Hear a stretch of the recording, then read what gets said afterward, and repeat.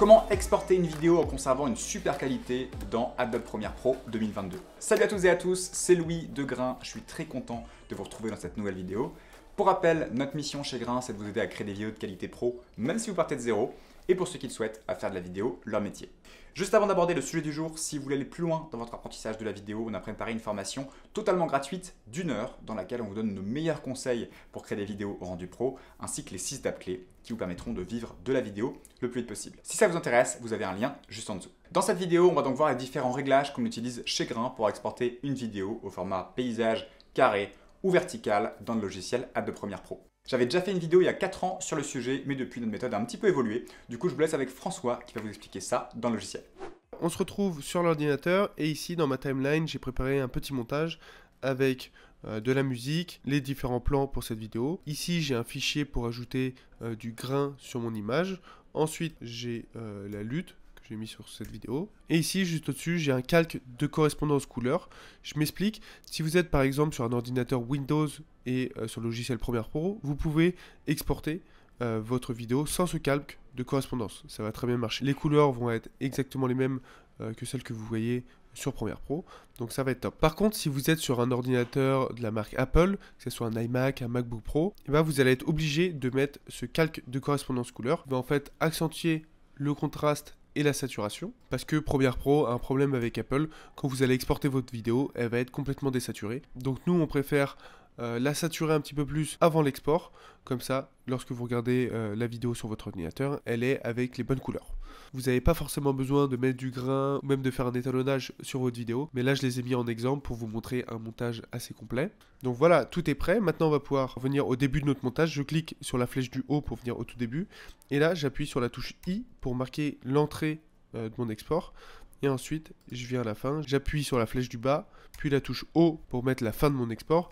Si je zoome un petit peu, vous voyez, on a une image en trop. Donc moi, je viens une image avant la fin de mon rush et j'appuie sur la touche O.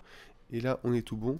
Vous pouvez aller ensuite dans Fichier, Exportation, Média, ou alors faire directement un commande E et le panneau des réglages d'exportation va s'ouvrir. Donc dans cette vidéo, on va voir 3 exports différents. Un export pour vos clients, un autre export master pour garder la meilleure qualité possible pour vous, et ensuite nos différents exports pour les réseaux sociaux, que ce soit Instagram, Facebook, etc. Donc c'est parti, on commence par la première partie, l'export pour un client. Alors avant, on se prenait beaucoup la tête pour savoir quel était le meilleur export pour les réseaux sociaux, pour YouTube, etc.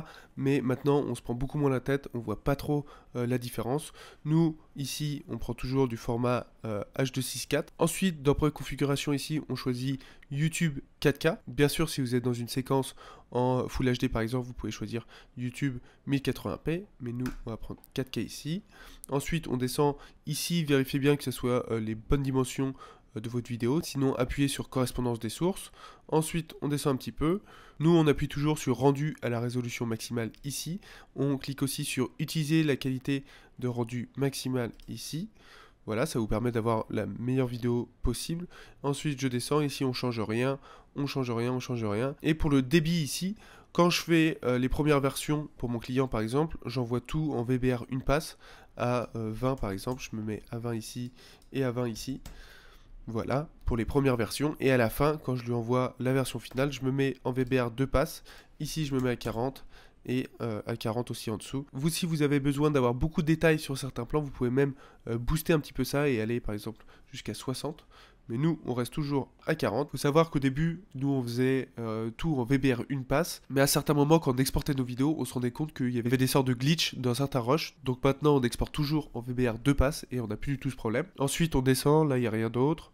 On ne touche pas à effets, audio, tout ce qui est ici. On reste juste sur vidéo. Et voilà, on est tout bon. Là, vous voyez, mon fichier, il fait 112 MO. Si vous voulez le réduire, par exemple, je sais que sur certaines plateformes, il faut uploader des vidéos inférieures à 2 Go. Donc là, vous pouvez hop, descendre le curseur et vous allez voir, ça va descendre en fait le poids de votre fichier. Bien sûr, réglez bien le même débit, que ce soit pour le débit cible et le débit maximum. Là, j'ai descendu que le débit cible. Donc, c'est comme ça que nous, on joue aussi sur le poids du fichier pour pas qu'il soit trop lourd. Voilà, donc là on est tout bon, vérifiez bien que les 2 cases ici sont cochées pour qu'il exporte la vidéo et l'audio. Bien sûr, exportez votre vidéo au bon endroit. Nous, ce qu'on fait tout le temps, c'est qu'on l'exporte dans un dossier 8 export Et ici, on va le nommer avec la date d'aujourd'hui, 2022-03-29-vidéo test.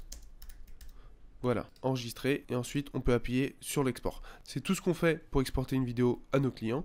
Maintenant, je vais vous montrer comment faire un export master en ProRes 4.2 pour avoir la meilleure qualité possible. Et ça va vous permettre de réutiliser votre vidéo pour un futur montage. Lorsque vous allez mettre la vidéo dans la timeline, ça va être super facile de la monter parce que c'est du ProRes 4.2 et c'est un codec qui est adapté pour faire du montage. Donc pour faire ça, on va ici dans format, on change ça, on va utiliser QuickTime.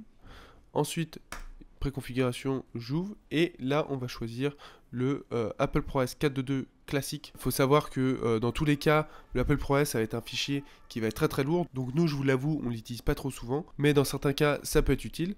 Donc nous ici, on utilise le Apple ProRes classique, le 4.2 simple. Et ensuite, ici, pareil, on va le mettre dans export. On met la date du jour, 03-29-vidéo test. Je mets la même chose ici, sauf que je rajoute ProRes 4.2 à la fin, c'est tout bon, j'appuie sur entrée, faites attention que les deux cases soient bien cochées. Je descends, ici j'appuie sur correspondance des sources pour être sûr que ma vidéo corresponde à ma timeline. J'appuie sur rendu à la résolution maximale, je descends, ici il n'y a rien d'autre à cocher. J'appuie ici sur utiliser la qualité de rendu maximal et c'est tout ce qu'il y a à faire pour exporter un fichier master. Donc ça c'est pour avoir la meilleure qualité possible. Vous n'allez pas envoyer ça à vos clients parce que ça va être beaucoup trop lourd. Là ça s'affiche même pas, mais ça doit être aux alentours du 1 Go, donc c'est vraiment très lourd. Et maintenant je vais vous montrer comment on fait nos exports pour les réseaux sociaux. Donc j'ai créé deux séquences, une séquence montage Instagram carré de 1080 par 1080 et une autre séquence montage Instagram vertical de 1080 par 1920. Ici, vous allez faire la même chose, vous mettez par exemple dans ce montage carré l'entrée avec un point I et la sortie avec un point O, et vous pouvez faire commande E pour ouvrir la fenêtre d'export. Vous allez rester sur du format H264. Préconfiguration, moi je vais bien dans YouTube 1080p parce que c'est ce que préconise Instagram, d'uploader en fait des vidéos en Full HD. Ici le nom de la sortie, même chose, vous le mettez dans le dossier export et renommez-le avec à la fin Instagram carré. Les deux cas sont cochés et ici vous voyez on a deux barres noires sur le côté, donc il va falloir appuyer sur correspondance des sources pour bien que ça matche et que ce soit du 1080 par 1080. Donc là on est good, on peut descendre, ici on coche ça, je descends. Et ici, je vais changer, je vais mettre en 2 passes et je vais augmenter ça à 30.